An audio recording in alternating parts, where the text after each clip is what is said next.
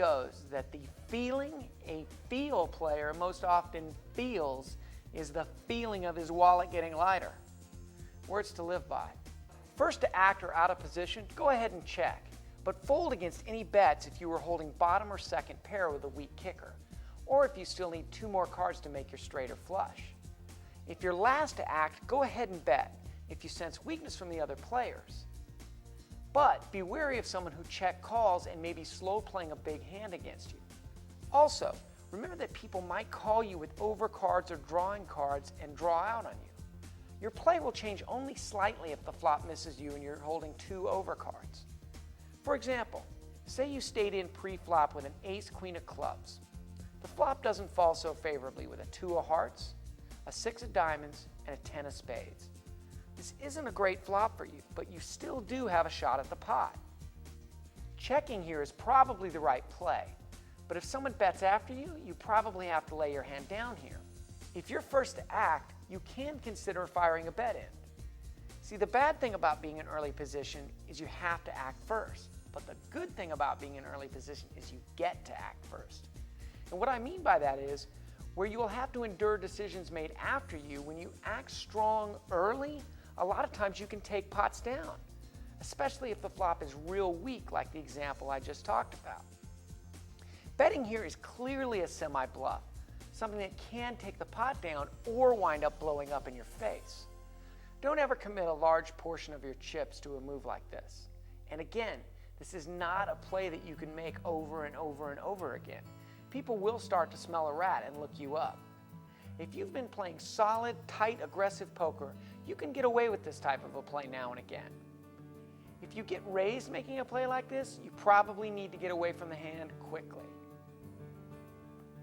Again, if there's a bet before you and all you have is 2 overcards with no draws, folding is probably the correct play. It most likely will be saving you money. Keep in mind that I only recommend you play drawing hands that are either open-ended straight draws, where you are drawing to the top end of the straight, a nut flush draw, or a flush draw with at least 1 very high card. Drawing hands that can actually benefit from being first to act. You can bet out strongly with that hand and hope to chase out your opponents, or at least build the pot so that if you do draw out, you can pile up those winning chips. Always remember, any drawing hand is not a made hand. So anytime you make this play, you're taking a calculated risk. Always keep in mind the players you are playing and whether they're the type of players who will call any bet if they have a decent hand, or if they're the type of players that can be driven out by an aggressive early bet. If you are in last position, you might want to check your drawing hand. This will allow you to see the free card that might make your draw. If you bet in last position, many players with a good hand will call, thinking that you're making a position bet, and you can lose more than you should have if your hand doesn't draw out.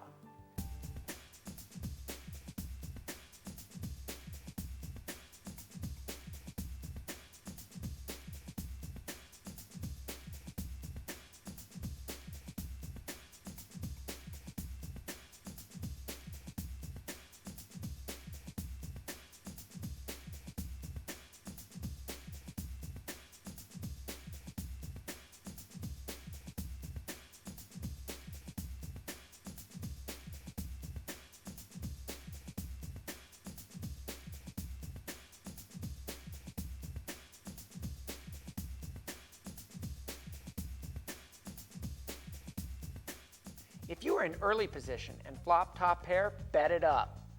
As long as no trouble card hits the turn, you should probably fire out another bet. Again, using the early position to act strong.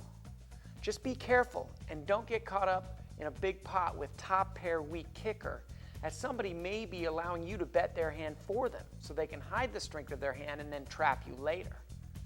If you're in late position and it's checked to you, bet your pair.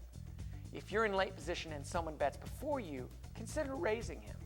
More likely than not, anyone else left in the pot other than the person who bet will fold, leaving you to go one-on-one. The great thing about raising is you find out with near certainty where you are in the hand. If someone flat calls your raise, chances are you are up against a hand. If someone re-raises you and you have a good but not a great hand, chances are you're beat, and you can find out now rather than on the next street. Look at it this way. If you flat call a bet versus raising, but you're willing to call the same bet on the next street, you're actually out the same amount of chips in either scenario. But with the raise scenario, it will be much more likely that you will know where you stand in the hand. Plus, remember, the nice thing about raising is, oftentimes your opponents will fold. Another thing to think about is even if your opponent does call your bet, it is possible he will check to you next time, enabling you to see a free card if that fits your strategy for the hand.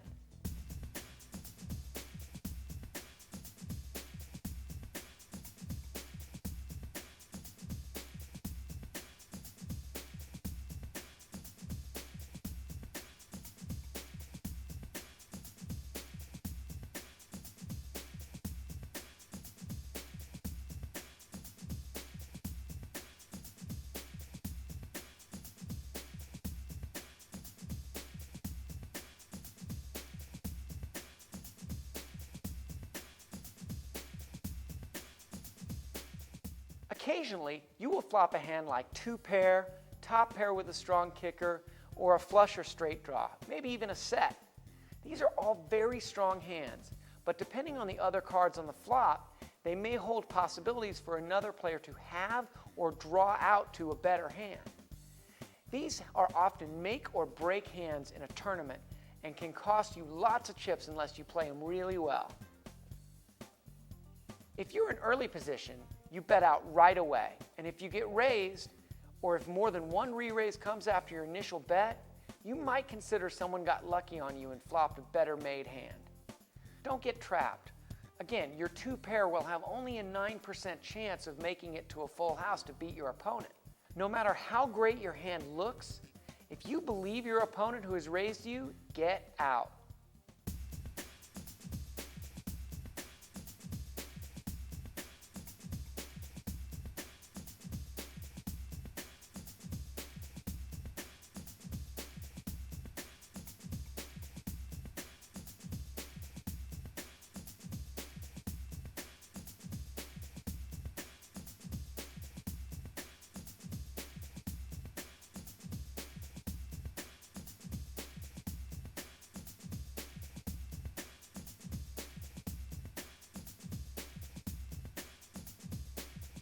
Holdem can get more challenging after the flop because really anything can and will happen. You know what you have right now, but how can you be sure that your cards have the best chance of ending up the winning hand? Besides analyzing your opponent's game for telltale signs of bluffing, which we'll cover in its entirety in another video, by the way, you need to learn how to read the board to calculate possible hands that your opponent may have and count your own outs. An out is a card that will improve your hand to the point that you believe you will then have the best hand if that card comes up. The first thing to keep in mind is that after the flop, you have seen only 5 cards. The 2 cards in your hand and the 3 cards on the board. That means you are looking to catch your outs amongst the 47 cards that you haven't seen yet. For instance, say you're holding a 6-5 of clubs and the flop has come 4 of hearts, 3 of spades, 10 of diamonds.